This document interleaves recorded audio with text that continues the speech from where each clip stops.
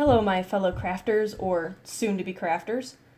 I'm sure most of us have gone through the same dilemma.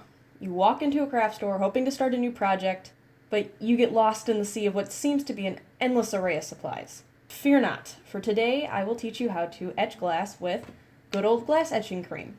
Now, I have been etching glass both with acid creams and hand etching tools like Dremels for a little over a year now, and I have learned quite a bit about the process. In order to etch glass properly, you'll need to learn how to prepare the glass, apply a stencil to the glass, apply the etching cream, and clean the etching cream off. Here is an example of a finished glass etched project, one of my original ones actually, but I am by far not one of the first people to do this.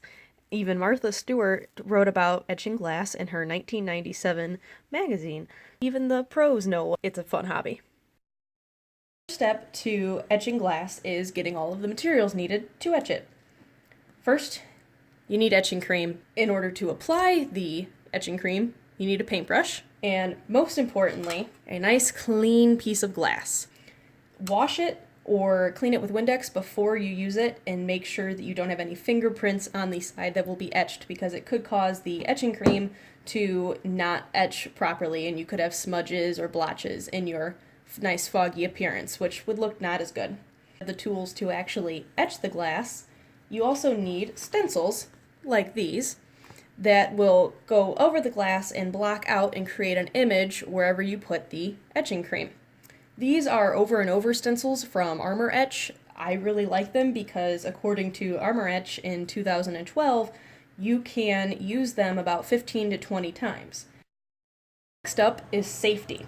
Before you can begin, there are some needed safety tools that are required. So I like to wear safety glasses, and I also use gloves.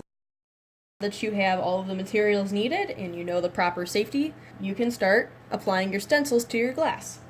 I'm going to go with a nice seashell. You might want to be a little gentle with these just because they are in sections and they could rip. And when you're applying it, it's good to go like top to bottom and make sure that it's all laid out and there are no bubbles, because the bubbles in the lines could cause the cream to go under and also alter your image. You're going to want to press it down pretty well, make sure it's all nice and smooth, and tape just around the edges so your cream doesn't go over the stencil and onto your glass.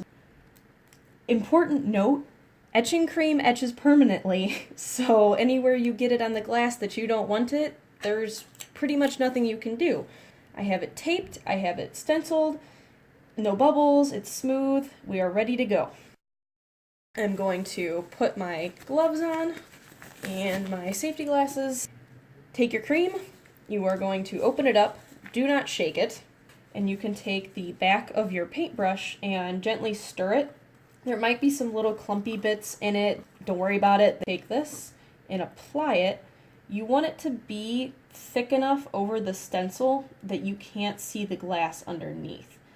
And keep as much of it on just the surface where it's going to be etched, not over the entire stencil.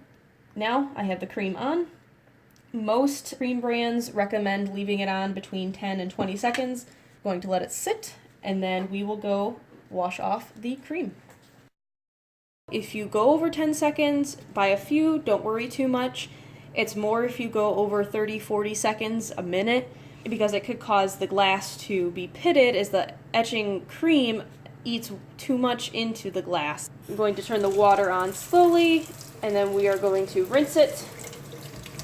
I keep my gloves on just so I can rub the cream off. Make sure you get the edges of the stencil really well, and if you take the stencil off without cleaning all of the acid off, the acid could leach onto the other parts of the glass and make your image blotchy like you don't want it to be.